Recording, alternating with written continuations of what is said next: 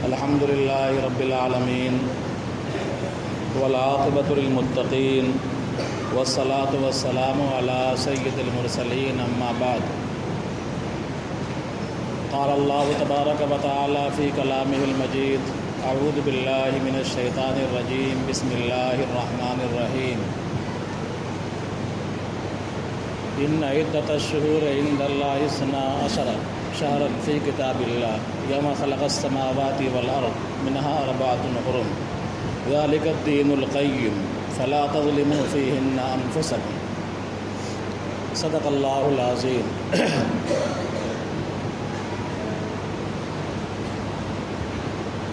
محترم بزرگوں، عزیز ساتھیوں، گزشتہ ہفتے آپ حضرات کے سامنے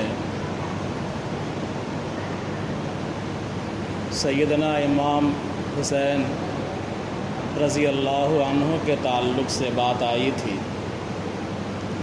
اور پھر عاشوراء کے روزے اس کی فضیلت و اہمیت کے تعلق سے بات آئی تھی۔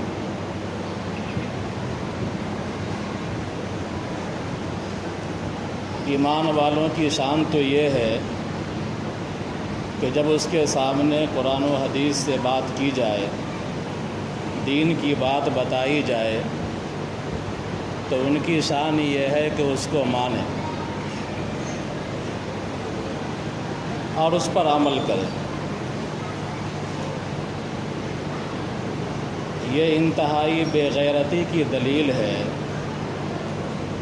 اور انتہائی درجے کی بے حرمتی کی دلیل ہے کہ ہمارے سامنے اسلام کی کوئی بات آئے اور ہم جان لیں، سمجھ لیں اس چیز کو، پھر اس کے بعد اپنے نفس کو اپنا خدا مان کر نفس پرستی میں مبتلا ہو جائیں اور طرح طرح کے خرافات میں لگ جائیں۔ یہ اسلام نہیں سکھاتا۔ مومن کی شان ہے سمعنا و اطعنا، کہ ہم نے سن لیا، ہم نے دین کی بات سمجھ لی اور ہم نے فرما برداری کی، ہم نے مان لیا۔ یہ ایمان والوں کی شان ہوتی ہے۔ چند روز پہلے اپنے گاؤں کے لوگوں نے جو خرافات کی، جو بدعت 10 سال سے روکی ہوئی تھی، اس بدعت کو لوگوں نے انجام دیا انتہائی فخر کے ساتھ، انتہائی شان کے ساتھ، اور دین کا کام سمجھ کر کے۔ تمام کے تمام لوگ گنہگار ہیں، تمام کے تمام لوگ سماج کے بھی مجرم ہیں اور اللہ کے یہاں بھی مجرم ہیں۔ ممکن ہے کہ چند سیاسی لوگوں کے نزدیک وہ ہیرو ہو جائے، لیکن وہ سماج کے مجرم ہیں، اس لیے کہ اسی سماج نے 10 سال پہلے فیصلہ کیا تھا کہ جو تعزیہ بنائے گا 25,000 کا جرمانہ لگے گا، اور اسی سماج کی خلاف ورزی انہوں نے کی، اس ایگریمنٹ کی خلاف ورزی کی، لہذا وہ سماج کے بھی مجرم ہیں اور اللہ تعالیٰ کے یہاں بھی مجرم ہیں۔ ان کو سچی توبہ کرنا چاہیے۔ انہوں نے اپنے آپ پر ظلم کیا، آپ میں، ان لوگوں میں جو یہ کام کر رہے تھے، 5-5 6-6 ڈی جے بجا کر کے پورے گاؤں کی نیند حرام کر رکھے تھے، ان میں اور ہمارے برادران وطن کے تہواروں کے موقع پر جو ڈی جے بجتا ہے، ان میں کیا فرق رہا؟ دونوں ایک ہی سکے کے 2 پہلو ہو گئے۔ فرق اتنا ہے کہ ایک نے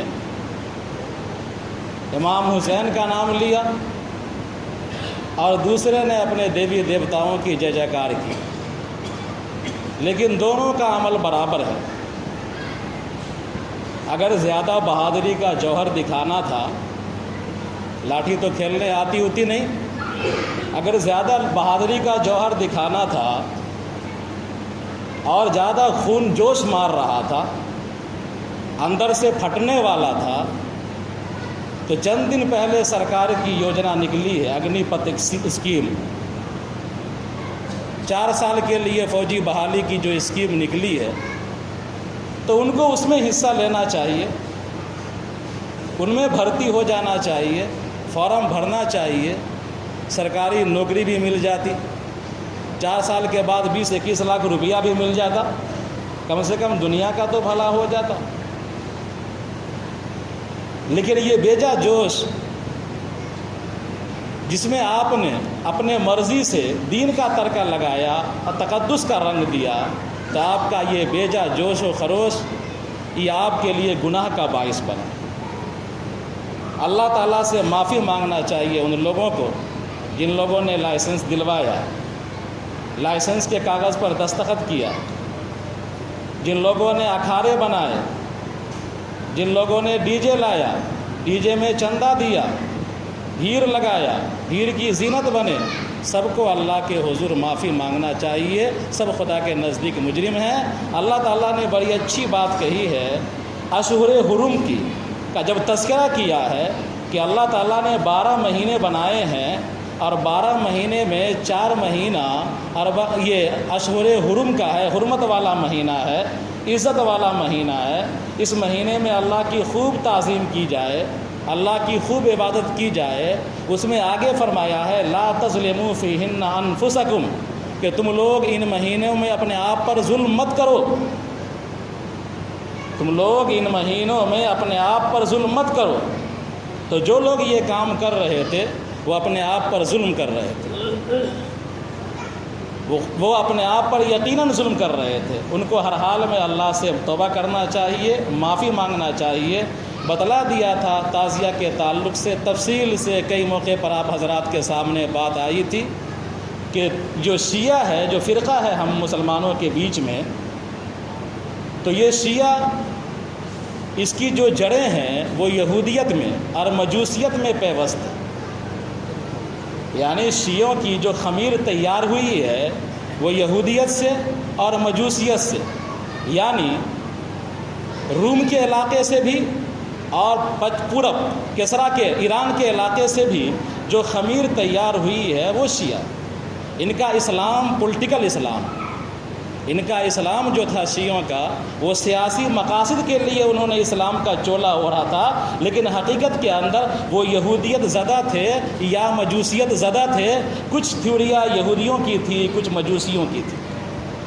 آپ کو بتایا تھا، یاد ہوگا یا نہیں تو یاد آ جائے گا، امام حسین رضی اللہ تعالی عنہ کی شہادت کے بعد کوئی تعزیہ اور کوئی جلوس نہیں نکلا تھا، البتہ وہی ہرکارے اور وہی کمینے اور وہی رذیل جو دنیا کے اس وقت بدترین لوگوں میں سے تھے، بلکہ لوگ کیا ان مخلوق میں بدترین مخلوق تھے، جو امام حسین اور اہل بیت کو شہید کر رہے تھے، تو انہوں نے امام حسین کے قافلے کو، لٹے پیٹے قافلے کو، ان کی شہادت کے بعد اہل بیت کے قافلے کو جب لے کر چلے تھے یزید کے دربار کے لیے، تو ان لوگوں نے جشن منایا تھا، ان لوگوں نے شادیانے بجائے تھے، انہوں نے خوشیاں منائی تھی۔ لیکن اس کے بعد 10 12 15 سال تک پوری امت میں کہیں بھی تعزیہ کا کوئی سراغ نہیں ملتا ہے کہ کہیں کسی علاقے میں تعزیہ بنایا گیا ہو اور لوگوں نے اس تعزیے کا جلوس نکالا ہو۔ لیکن ہاں اتنا ملتا ہے کہ بتایا تھا، یاد آ جائے گا، کہ مختار ابن عبید ثقفی نے، جو پرلے درجے کا شیعہ تھا، جس کے بارے میں نبی کریم صلی اللہ علیہ وسلم کی حدیث موجود تھی کہ قبیلہ بنو ثقیف سے ایک کذاب اور ایک ظالم پیدا ہوگا اور ایک دجال پیدا ہوگا، تو یہ مختار ابن عبید ثقفی قبیلہ بنو ثقیف کا تھا، یہ پرلے درجے کا شیعہ تھا، اور اس شخص نے سیاسی مقاصد کے لیے حضرت علی رضی اللہ تعالی عنہ کی کرسی جو کوفہ میں تھی، ان کے بھانجے جادہ کے یہاں وہ کرسی منگوائی تھی، اور کرسی منگوانے کے بعد اس کو صندوق میں پیک کیا تھا۔ جب نماز پڑھنے لوگ جاتے تھے، مختار کی طاقت بڑی بڑھی ہوئی تھی، کوفہ پر ایک طرح سے قبضہ تھا اس کا، کہ جب لوگ نماز کے لیے جاتے تھے تو اس کرسی کے آگے سجدہ کرتے تھے، اس کو چومتے تھے۔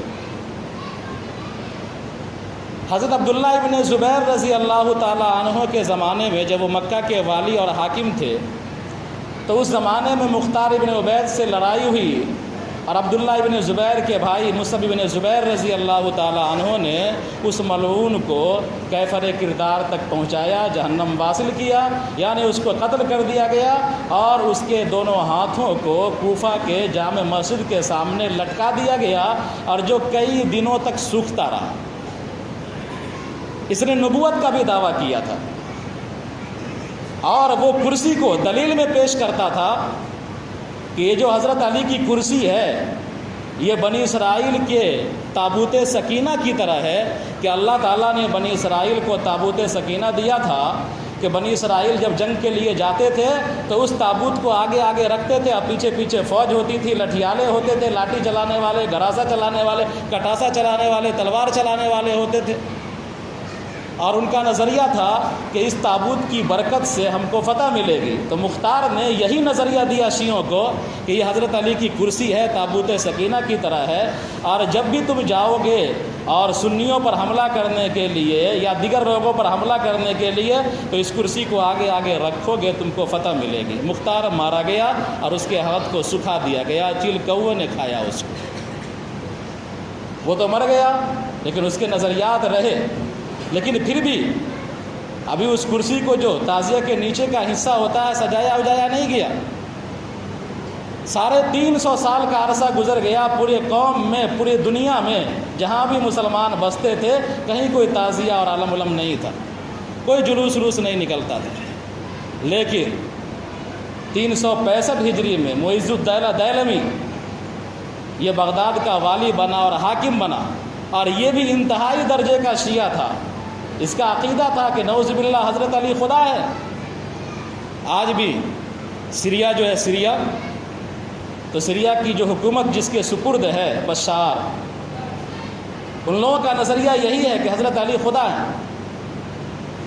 حضرت علی شہادت کے بعد آسمان میں چلے گئے، اور جو بجلی کی آواز آتی ہے وہ حضرت علی کا کوڑا ہے، یہ نظریہ تھا۔ تو معز الدولہ دیلمی کا یہی نظریہ تھا، یہی عقیدہ تھا کہ حضرت علی خدا ہے۔ تو انتہائی درجے کا وہ شیعہ تھا۔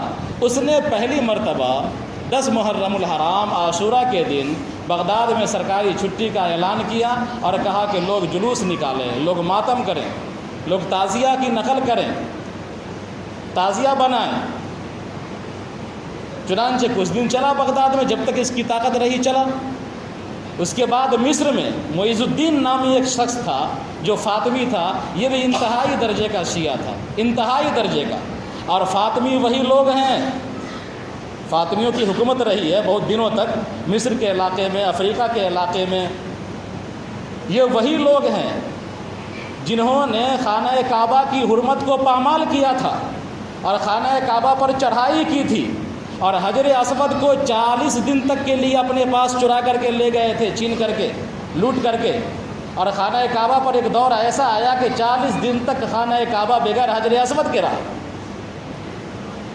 صرف علامت جہاں پر حجر اسود کی جگہ ہے وہ علامت موجود تھی، لوگ اسی کا استلام کر لیا کرتے تھے، لیکن حج موقوف نہیں ہوا تھا۔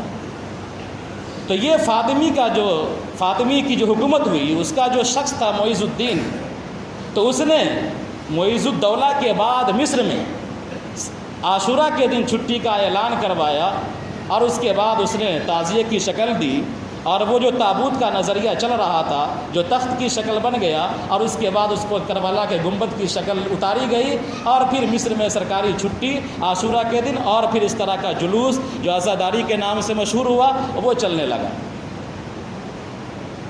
انہی فاطمیوں کی طرف سے ایک والی تھا ملتان میں، اس وقت ہندوستان پاکستان سب ایک کے تھا، تو ملتان میں اس کا والی تھا، اور ملتان میں اسی کے نام کا، فاطمی کے نام کا خطبہ بھی پڑھا جاتا تھا۔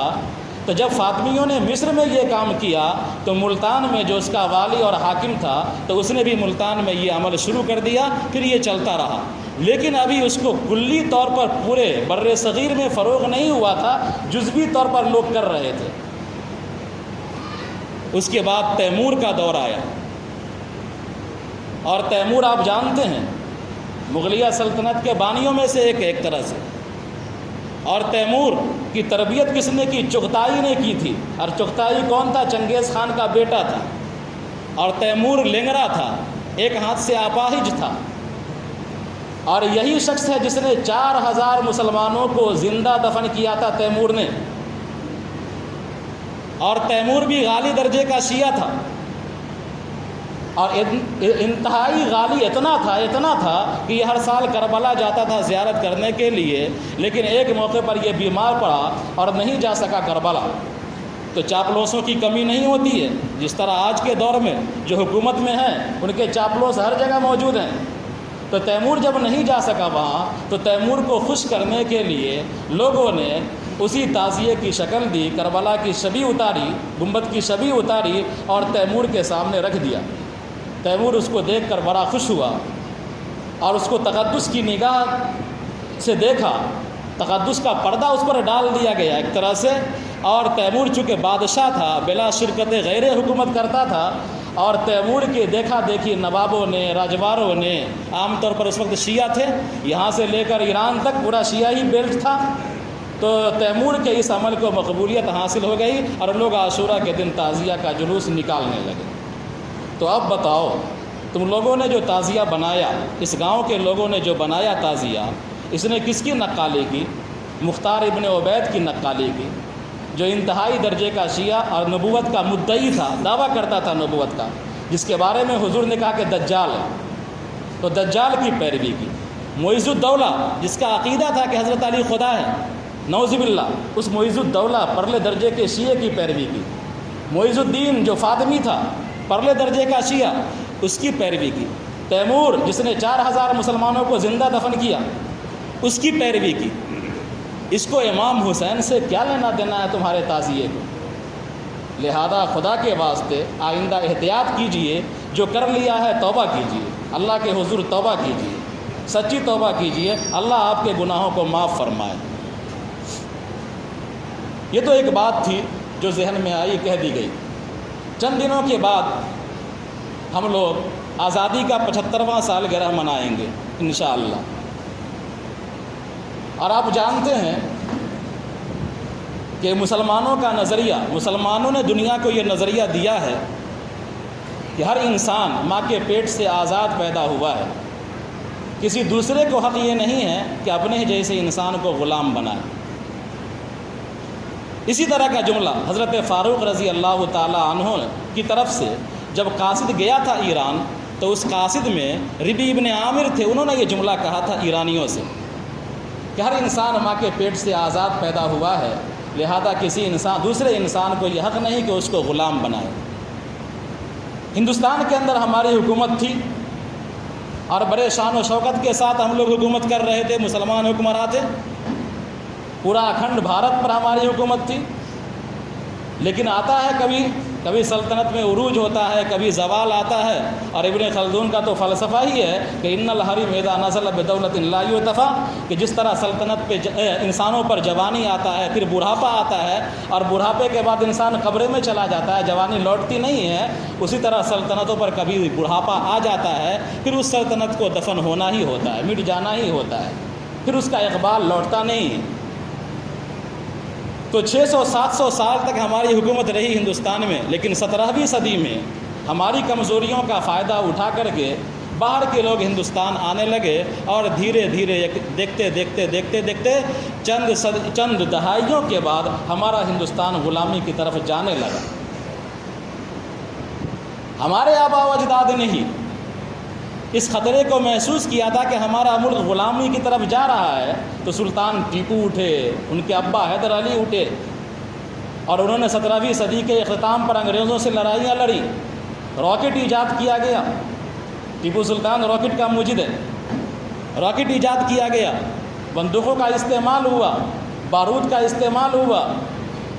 ٹیپو سلطان کی شہادت کے بعد انگریزوں کی طاقت بڑھی. سراج الدولہ میدان میں آئے، انہوں نے مقابلہ کیا. اور اس کے بعد پھر 1857 کا واقعہ پیش آیا، جو ایک بھیڑ تھی. 1857 کا جو واقعہ ہے وہ ایک بھیڑ کی ہے، وہی بھیڑ جو محرم کی بھیڑ ہوتی ہے. بلا شبہ 1857 میں دلی میں پہنچنے والے لوگ لاکھوں کی تعداد میں تھے اور اس میں زیادہ تر مسلمان تھے، 90% مسلمان تھے، اور انگریزوں کے جو فوجیوں کی تعداد تھی ان بھیڑوں کے مقابلے میں ان سے 10 گنا، ان سے 50 گنا کم تھی، 60 گنا کم تھی۔ ان کی تعداد لاکھوں میں تھی ان بھیڑوں کی، لیکن فوجیوں کی تعداد، انگریزوں فوجیوں کی تعداد چند ہزار میں تھی۔ بمشکل تمام 50,000 فوج موجود تھی دلی میں، بلکہ اس سے بھی کم لوگوں نے لکھا ہے۔ تو بھیڑ سے کبھی کچھ ہوا نہیں ہے، جس طرح آپ لوگ کے 10 دن ڈی جے بجانے سے کچھ ہوا نہیں، 2 لوٹا پانی بھی نہیں ملا۔ 2 لوٹا پانی جو آپ ڈی جے میں بجوا رہے تھے جھڑنی، اس میں یہی مضمون تھا کہ گھڑا میں پانی بھرنے کے لیے جاتی ہے دلہنیاں، اور حسین بھیا کو آتے ہیں آسمان سے اتر کر کے، اب پانی بھرنے کے لیے کہتی ہے، اٹھانے کے لیے گھڑا بیچاری وہ نہیں اٹھا پاتے ہیں۔ تو 10 دن آپ نے بجایا لیکن 2 گھڑا پانی نہیں بھر سکے۔ تو اسی طرح بھیڑ سے کبھی کچھ ہوا نہیں ہے۔ 1857 میں ناکام ہوئے ہم لوگ، مسلمان ناکام ہوئے۔ انگریزوں نے پھر دلی کا محاصرہ کیا، امبالہ کی طرف سے انگریز آئے، نکل گئے تھے دلی سے، لیکن پھر امبالہ کی طرف سے لوٹ کر کے آئے اور پورے دلی پر قبضہ کر لیا، اور اس موقع پر کئی لاکھ لوگوں کو قتل کیا گیا، ہزاروں علماء کرام کو شہید کیا گیا۔ اس کے بعد پھر آزادی کی تحریک چلی، یہ عوامی پہلی تحریک تھی۔ آزادی کی تحریک چلی، انڈین نیشنل کانگریس کا قیام عمل میں آیا، جمعیت علماء کا قیام عمل میں آیا، دارالعلوم دیوبند کی بنیاد رکھی گئی، تحریک ریشمی رومال چلی، تحریک خلافت چلی، اور تحریک خلافت کے نتیجے میں جس طرح آج چندر شیکھر راون ہمارے جلوس میں آتا ہے اور ہیرو بن جاتا ہے، جمعہ جامع مسجد کے سامنے سے ہمارے تحریک میں شامل ہو جاتا ہے اور لوگ اس کو ہیرو بنا دیتے ہیں، اسی طرح گاندھی آئے باہر سے، اس سے پہلے مولانا آزاد تھے، وہاں دوسرے مولانا لوگ تھے، گاندھی آئے باہر سے، تحریک خلافت چل رہی تھی، شامل ہو گئے، ہیرو بن گئے۔ تحریک خلافت تو ناکام ہو گئی، لیکن تحریک خلافت نے گاندھی کو بہت کچھ دے دیا، مہاتما بنا دیا۔ تحریک خلافت ختم ہوئی، اس کے بعد پھر 1942 کا دور آیا، کوئٹ انڈیا موومنٹ چلی، تمام لوگ سڑکوں پر نکل گئے، سول نافرمانی ہوئی، ریلوے لائن اکھاڑ دیے گئے، ڈاک کو اجاڑ دیا گیا، سرکاری سمپتیوں کو نقصان پہنچایا جانے لگا، بالآخر مجبور ہو کر کے انگریز ہندوستان خالی کر گئے۔ 15 اگست 1947 کو ہمارا ملک آزاد ہوا۔ تو اول و آخر آزادی کے لیے قربانی دینے والے ہم ہی لوگ تھے، مسلمان ہی تھے۔ اگر قربانی دینے والوں کی فہرست کو آپ تلاش کیجئے گا، ڈائری بن چکی ہے، اس سرکار نے ڈائری چھاپی ہے، اور اس فہرست کو دیکھیے گا تو تقریباً 70% سے زائد مسلمانوں کی تعداد ملے گی جنہوں نے آزادی کے لیے قربانی دی۔ لہذا اس ترنگے پر، ترنگا لہرانے پر ہمارا ان سے زیادہ حق ہے، اس لیے کہ ہم نے زیادہ قربانیاں دی۔ اس ترنگے کو بنانے والی ہماری بہن ہی ہیں، ثریا طیبہ جی، انہوں نے اس ترنگے کا ڈیزائن کیا ہے۔ تو ہم لوگ آزادی کا 75واں سال گرہ منائیں گے، پورے جوش و خروش سے منائیں، اپنا محاسبہ بھی کریں کہ کیا ہم تھے اور کیا ہو گئے، آزادی، حقیقی آزادی ہم کو نصیب ہے یا نہیں ہے، اور ہم کو کیا کرنا چاہیے۔ بھیڑ چال سے کبھی کچھ نہ ہوا ہے، نہ ہوگا۔ ہم کو ایک لانگ ٹائم پالیسی بنا کر کے اور ملک کے سمت کو بدلنے کی، ملک کی دشا کو بدلنے کی کوشش کرنا چاہیے۔ میں بارہا کہتا ہوں کہ ایک بچے کے جیب سے بھی اگر 1 روپیہ آپ چھین لیں گے تو وہ بچہ آپ کے پیچھے دوڑے گا یا گالی دے گا، اتنا رد عمل تو کرے گا ہی ہر حال میں، گرچہ آپ سے بچہ 20 گنا کمزور ہے۔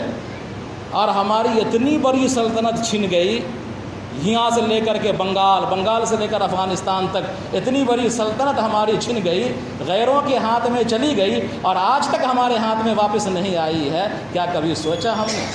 ایک بچے سے بھی ہماری قوم گر گئی ہے کہ ہمارے اندر اتنا بھی رد عمل نہیں ہوتا ہے کہ ہم ایک پالیسی بنائیں اور ملک کی سیاست کو تبدیل کرنے کی کوشش کریں۔ اللہ تعالی ہم سب کو صحیح سمجھ عطا فرمائے۔ ربنا تقبل منا انک انت السمیع العلیم وتب علینا انک انت التواب الرحیم۔